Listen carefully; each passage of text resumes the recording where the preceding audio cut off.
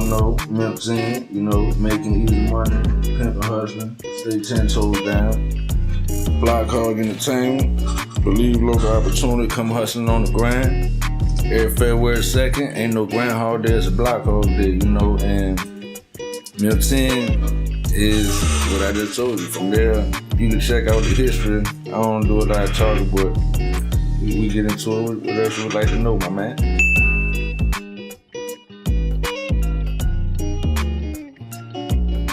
I'll tell you like this. A lot of people don't know I was actually born in Richmond.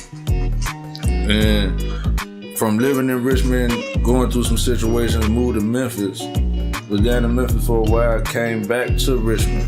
By the time I got back, everybody's like, bruh, man, we just gonna call you Memph, bro. Like, you just sound like a Memphis dude. They just straight calling me Memphis.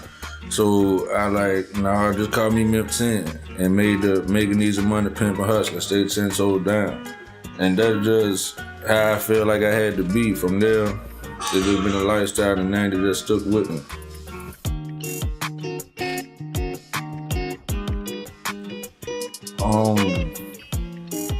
I could go back to the early 90s.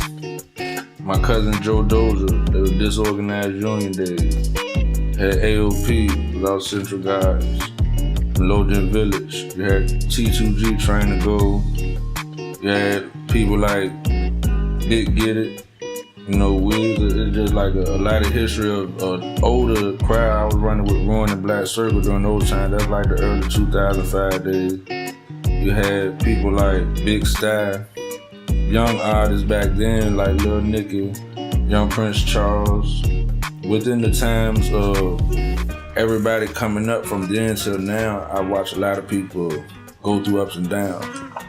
We all seen different sides of the industry, but a lot of us have not gave back that same support to the city. Meaning people look at the money and the fame. I gave back the city with showcases, trophies, do little things in the community, help homeless. I do a lot for the city, and basically that's what it's all about. It ain't just about getting the money, it's trying to help the city.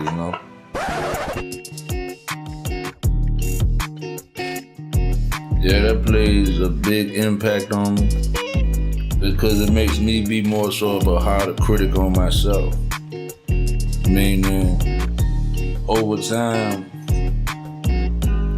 I've cut off so many different people, or people done things like, bro, that's against principles. Like, it feels like you disrespecting me. And some situations I say, as I got older, I learned to just say it's petty, push it to the side.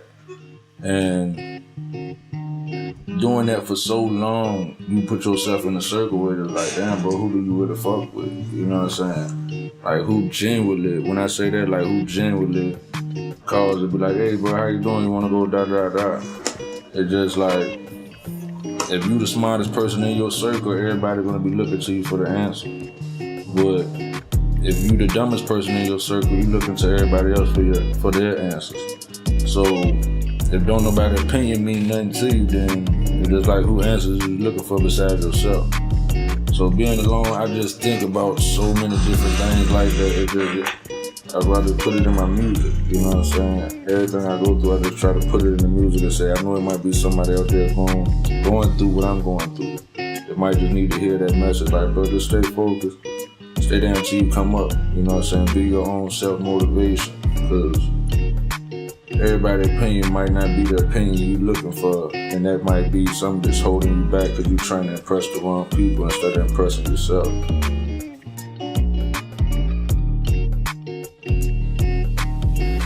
If I would have known all the business aspects, besides just what everybody used to tell us of, do the poor man copyright. You ain't gotta really worry about this, you ain't gotta worry about that. Just get your ass capped and you'll be good. But it's so much stuff behind the scenes. Little fees and service things that you gotta pay.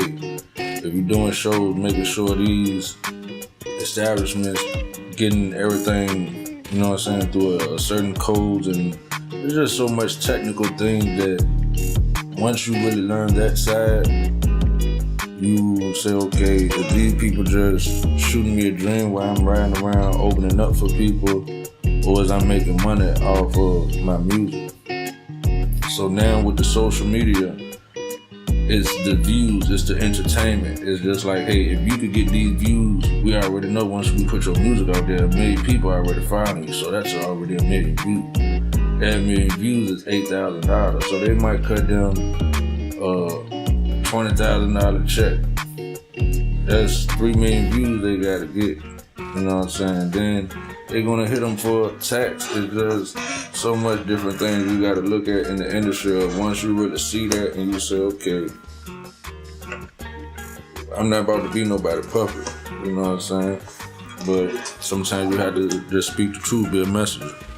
And that's what it is to me. Alright, well, you could go right now, Instagram, Bloc Hog, BLOCHOG. That's BLOCHOG. Facebook, Memph 10. YouTube, Bloc Hog Entertainment.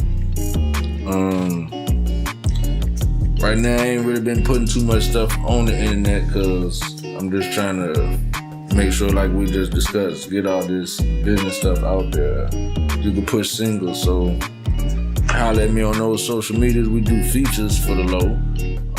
Hit me up on the email, memph10booking@gmail.com or blochogent@gmail.com.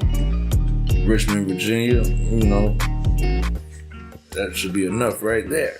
You might could find a link right here up under me, just scrolling right here that says all that right there. Like, I could just be looking at it right now, like, you can follow me right here, right there, right there, and right there. And this video was shot by my guy right here. And he's right here. But y'all already know, man.